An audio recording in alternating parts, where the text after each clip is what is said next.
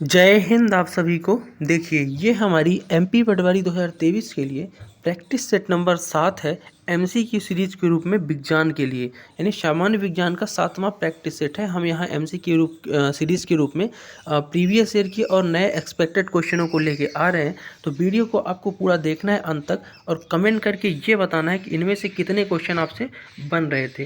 पहले क्वेश्चन से ही शुरू करेंगे। पहला क्वेश्चन आपके सामने है कि हवा में नियत ताप पर ध्वनि की चाल क्या होगी। तो हवा में कोई कांस्टेंट अगर टेम्परेचर है तो ध्वनि की चाल बताना है। तो आपको याद रखना है कि हवा में अगर नियत ताप है तो दाब में वृद्धि के साथ समान रहेगी। तो ध्वनि की चाल जो है दाब में तो वृद्धि होगी लेकिन चाल समान रहेगी अगर कांस्टेंट टेम्परेचर है। ठीक है। अगला है कि संरचना के स्तर देखे जा सकते हैं। 4 ऑप्शन है कि संरचना के स्तर कैसे देखे जा सकते हैं, आपको ये बताना है। तो संरचना के स्तर देखे जा सकते हैं, कहाँ देखे जा सकते हैं? ये बहुकोशिकीय जीव यानी एक से ज़्यादा कोशिकीय जीव जो हैं जैसे मनुष्य वगैरह हो गए, तो उन सब में संरचना के स्तर को आप देख सकते हैं, लेकिन एक कोशिकीय जीव में ये देखना थोड़ा मुश्किल है। अगला है कि लकड़ी डॉट डॉट का एक उदाहरण है। तो लकड़ी किसका उदाहरण है आपको बताना है। तो लकड़ी 4 ऑप्शन आपके पास है, पारदर्शी, पारभासी, बहुलक और अपारदर्शी। तो लकड़ी एक अपारदर्शी होता है, जिसके आर पार आप नहीं देख सकते, वो एक अपारदर्शी है। अगला है कि विषाणु द्वारा जंतुओं में उत्पन्न होने वाला रोग क्या है। तो विषाणु यानी वायरस और जीवाणु यानी बैक्टीरिया। तो विषाणु यानी वायरस द्वारा जंतुओं में जो रोग होता है उसे क्या बोलते हैं। तो इनमें से मुख तथा खुर का रोग जो होता है पशुओं में, वो होता है, खुर मतलब पैर के नीचे जो होती है इनकी हड्डी टाइप की, तो वो रोग कहलाता है आपका वायरस से होता है। ठीक है। अगला है कि जुगाली करने वालों पशु के आमाशय की कोष्ठों की संख्या कितनी होती है। जो जानवर जुगाली करते हैं, जैसे आपने ऊँट को देखा होगा, गाय भैंसों को खाना खाने के बाद मुंह चलाते रहते हैं, उसको जुगाली बोलते हैं। ठीक है। तो जुगाली करने वाले जो पशु हैं उनमें आमाशय की कोष्ठों की संख्या जो है ना वो 4 होती है। तो इसका राइट आंसर हो जाएगा 4। क्वेश्चन नंबर 7 है कि अयस्क में मौजूद रेत, चूना, पत्थर, चट्टानी सामग्री जैसे अवांछनित अशुद्धता को क्या कहा जाता है। तो अयस्क में जो ये चीज़ें मौजूद होती हैं जो अपने ज़रूरत की नहीं है उसे बोलते हैं अधात्री, यानी अवांछनित चीज़ें हैं अधात्री। 8वां क्वेश्चन है कि मानव में मेरु तंत्रिका की संख्या होती है। तो मानव में मेरु तंत्रिकाएँ कितनी होती हैं ये बताना है। तो मानव में लगभग 31 जोड़ी मेरु तंत्रिकाएँ होती हैं। तो 31 जोड़ी यानी 62 इसका राइट आंसर हो जाएगा। अगला है कि अमोनिया के जलीय विलयन में क्या होता है। तो अमोनिया के जलीय विलयन में NH4+ और OH- होता है, यानी ये हो जाएगा OH- भी यहाँ लगा दीजिएगा, यानी NH4+ और OH- होता है अमोनिया के जलीय विलयन में।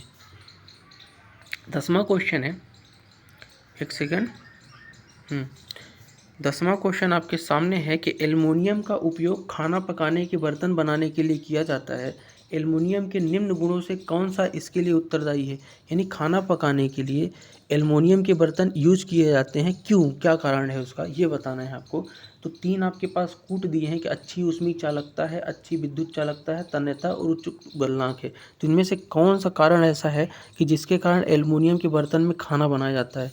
तो आपको ध्यान रखना है पहला और चौथा, यानी कि अच्छी ऊष्मीय चालकता होती है इसलिए खाना पकाने के लिए एल्युमिनियम के बर्तन लेते हैं, यानी ऊष्मा जल्दी अवशोषित कर लेता है, चालक है ऊष्मा का अच्छा, और उच्च गलनांक होता है। ये दोनों कारण जो है ना, पहला और चौथा, इनके कारण ही एल्युमिनियम के बर्तन यूज किया जाता है, अच्छी ऊष्मा चालकता और उच्च गलनांक।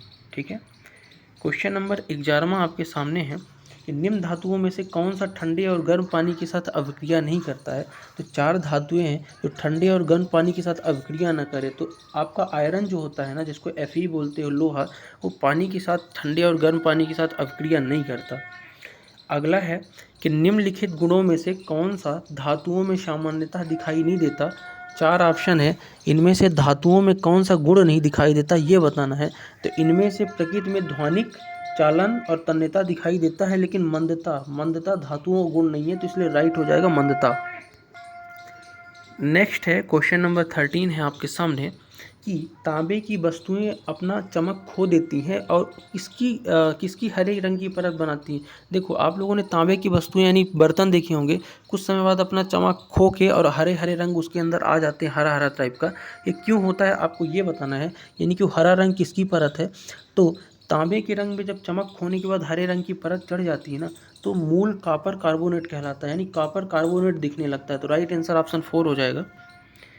14वां नंबर क्वेश्चन है आपके सामने कि सभी खाद्य श्रृंखलाओं की प्रथम कड़ी क्या होती है। तो सभी खाद्य श्रृंखलाएं यानी खाद्य जाल जो है ना, उसकी पहली कड़ी हरे पादप होते हैं, यानी सबसे शुरुआत होती है पौधों से ही खाद्य श्रृंखला की। ठीक है, अगला है 15वां क्वेश्चन है कि किलोग्राम द्रव्यमान 1 जूल की गतिज ऊर्जा रखता है, तब उसकी चाल क्या होगी। अगर कोई द्रव्यमान है, 1 किलोग्राम द्रव्यमान है, किलोग्राम नहीं 1 किलोग्राम लिख लीजिएगा, 1 किलोग्राम द्रव्यमान 1 जूल गतिज ऊर्जा रखता है, तो उसकी चाल बताना है। तो 1 kg पे 1 जूल गतिज ऊर्जा रखने पर 1.4 मीटर सेकेंड स्क्वायर आपकी ये हो जाएगी, मीटर पर सेकेंड स्क्वायर चाल हो जाएगी। ठीक है, जब 1 किलोग्राम द्रव्यमान और 1 जूल गतिज ऊर्जा रखेंगे। अगला है कि सोडा एसिड अग्निशामक से आग कैसे बुझ जाती है, यानी सोडा एसिड जो होता है अम्ल, उससे अग्निशामक से आग कैसे बुझती है।